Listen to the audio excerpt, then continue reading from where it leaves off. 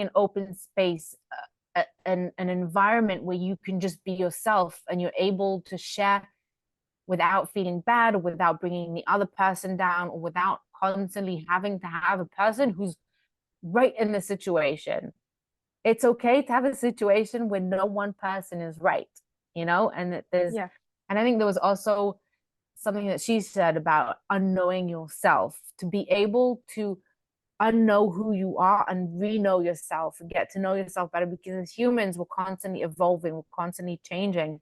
And this was another discussion that I had with Zev, where we were talking about how, I'm not the same person that I'm going to be further down the line. We don't know where we're going to be. And as in a relationship, we're constantly getting to know each other all over again, and that's why it's so important to create this communication where you're talking and you're and and and and I think that's where a lot of people grow apart. And I'm kind of digressing here, I think, but a lot of people grow apart where they stop communicating and they stop sharing.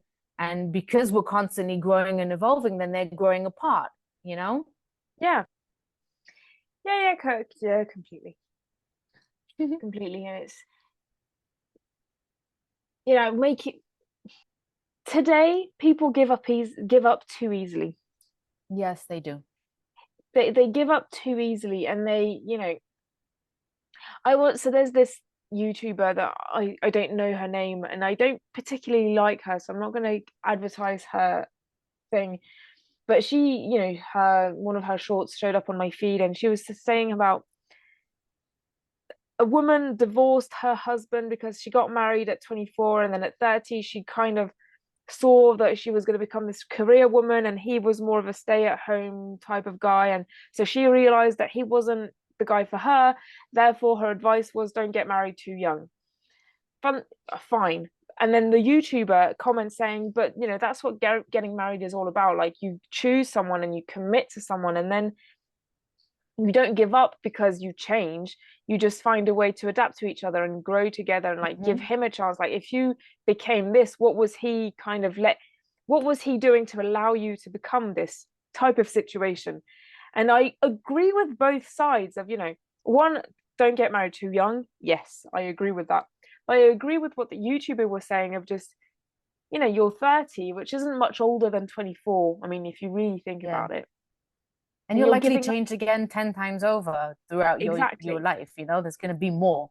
Exactly. And it's, so you promised, you committed yourself to this guy, you made promises to him and all of these things, and now you're just giving up on them because you're changing. Like, you know you he was there, he was like stable for you, and things happen, and so, do you want to, I don't know, it felt a bit strange to me. And so, yeah, Yeah, the whole she thing wrote of something. giving up She's too easily. Yeah. No, she's Lori Gottlieb also said that that change is very hard for us because it means we have to do something difficult, and it means we have to let go of the familiar. She was talking about mainly Yeah.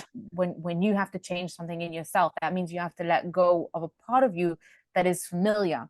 And especially when you're in a relationship, and this is probably true for romantic and platonic relationships, where you know a person is not going to remain the same their whole life. And Mm, if you're in a friendship or relationship with someone throughout many years, then you either have to adapt to one another and be able to accept the change, and that you have to let go of what was familiar to you in that relationship. Then you should get comfortable letting go of people. You're mm, either going to lose that person, or you're going to have to put in the effort to accept the change and to yeah. work with the change. Because at the end of the day, you you can't, you know, continue.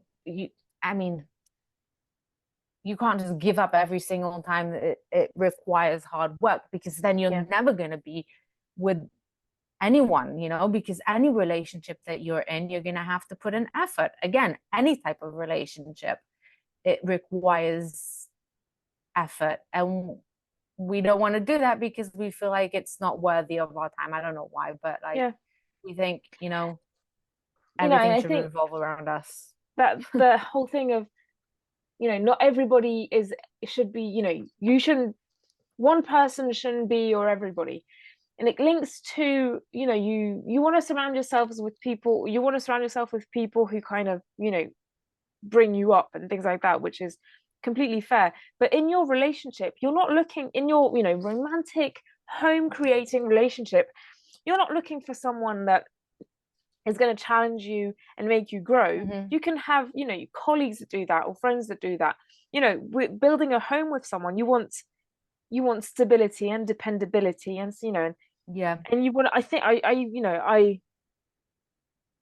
I would say that people who feel challenged all day every day would want to come home to a cozy night under the duvet of just doing Mm-hmm. nothing and not being challenged, even though being challenged is exciting at times. That's fine, It gets exhausting. And but it gets exhausting, and it's sometimes, JT and I will play, we've got challenging days, and so when we come home, usually we like to play a board game that challenges us.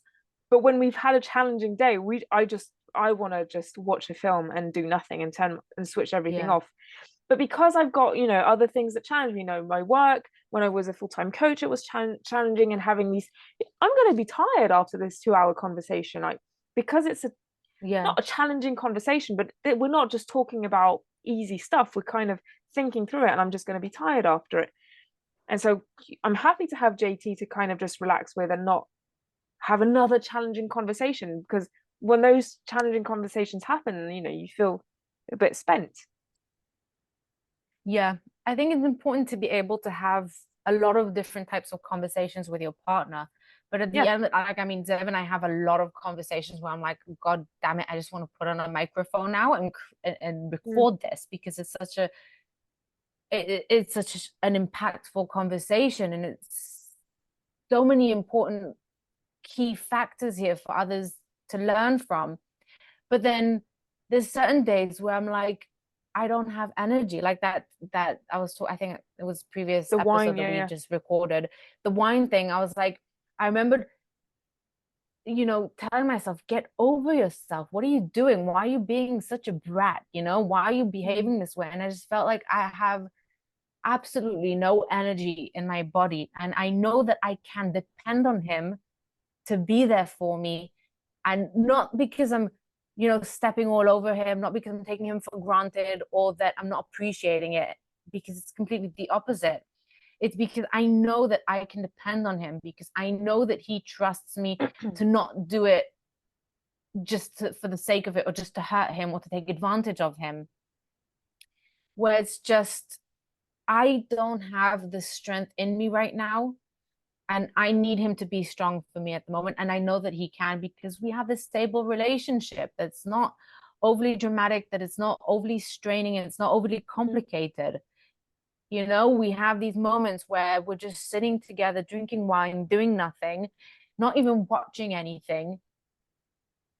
And we love it. We don't like going out to most fancy restaurants. We don't like going out to clubs and bars and living up life in these crazy places. And I think that's such a health for us. It's really healthy to have that stable, boring, with quotation marks, life, because it's yes, it's predictable, but it's also allowing us to be ourselves, to be calm, Mm. to not constantly worry about putting up guards and put on masks and filter our words, and worry that if we say the wrong thing, the other person's gonna get the ick, or gonna run away, or whatever it is. And so, I think there's something very good about being a bit boring, or a bit Predictable. calm, predictable. Yeah. I mean, I said it in one of our first episodes of, like, people who say they want James Bond, they don't want James Bond. Like, think They about it. think they want it. They Yeah. think they want it, but they don't want it. Honestly, think about it. Would you rather fear for your life every day, go watch a film under a duvet, honestly. Yeah, no, I'm not that person who's gonna want to. Oh, God damn it, Yeah. I'm not like. It was funny because I had this conversation with my best friend, and like started like we have such. Zev and I, we have such a laid back life, both of us. We both Mm, live in very quiet places. Him especially, mm, and I was talking to my best friend and was telling her about, we're just having this conversation with her. There's always things going on. She's always like some crazy story to tell. And she was telling me how she was a bit jealous, but not really jealous mm. of my life because it was so calm and stable and relaxed. And I'm like, yeah, but you wouldn't survive a day in my life. You'd be too bored. And I'm like, some people just need, I guess, the thrill. They need the excitement of the big city. They need the whatever it is, and But to each I their think own. that to go back to whatever, I don't know if there was Lori Gottlieb that was saying it, but even those people need a timeout. Yeah, definitely. And Everyone needs a timeout. so if she, and if these people who want to have an exciting relationship, they'll probably have a very boring job. Yeah. Or if they have an exciting relationship and an exciting job, they'll have a boring hobby like knitting or something. Like they'll have something like people Love don't live knitting. 100%. Well, yeah, I want to take up knitting and crochet, but I haven't come around Yeah. to it. But it's you want to come around. There is a point where you will just need to just recharge, and so different people need different amounts of recharging, which is fine, but you still need to. Yeah, no, I'm a huge believer in being able to. That's why I believe so much in hobbies. I think hobbies are often perceived as something wasteful and just you're wasting your time when you have some more productive things that you can do. But I feel like hobbies are such a great way to recharge and spend quality time with ourselves and enjoying our own company because they don't really require much effort usually, Yeah, like depending on the hobby. They don't require too much brain usage. They don't require going out of your way. You have fun doing it. And most of the time it's relaxing, it's calming, you feel in tune with yourself and you're not doing it to be productive. You're not doing it to yeah, check something off your to-do list. You're doing it purely for yourself and for your own well-being. And I think it's so crucial for that purpose, if anything else, for just that purpose only, for just doing something purely for yourself and for just because you want to do it and just because you feel like doing it, and yeah, to the hell to all the, those reality checks of like, you should be doing something better with your time or whatever it yeah. is. And yeah. It's funny because I take singing lessons and I take drama I need lessons, to take and singing lessons. just for the fun of it. And a friend told me, Yeah. well, as soon as I told this friend that I was taking up singing and drama, she was like, "Oh, why?" It's like, "What do you mean why?" "Well, do you want to try becoming an actress?" I was like, "No, it's just for me. No, I it's just want to do it for fun. me." It's fun. I love it. I You used do to act. Spanish. I used, sorry. Yeah, I learned Spanish.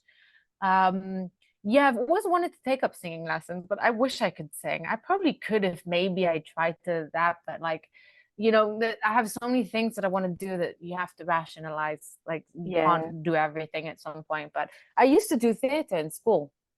No, I love So theatre. I loved it. I used to think that I wanted to be an actress, but then I'm really glad I didn't go for it, even though part of me still is because I'm like, I can be very theatrical. I like, but yeah. What was my point? There's no point. You see, it's There's like no a hobby. point. Sometimes there's just no point, and it's fine. But What else there do was you have another on your thing. notes? Oh, go. There was one other thing that I really wanted to bring up because I think this is such an important chef's kiss of pearls of wisdom anyway, yeah. Rambling.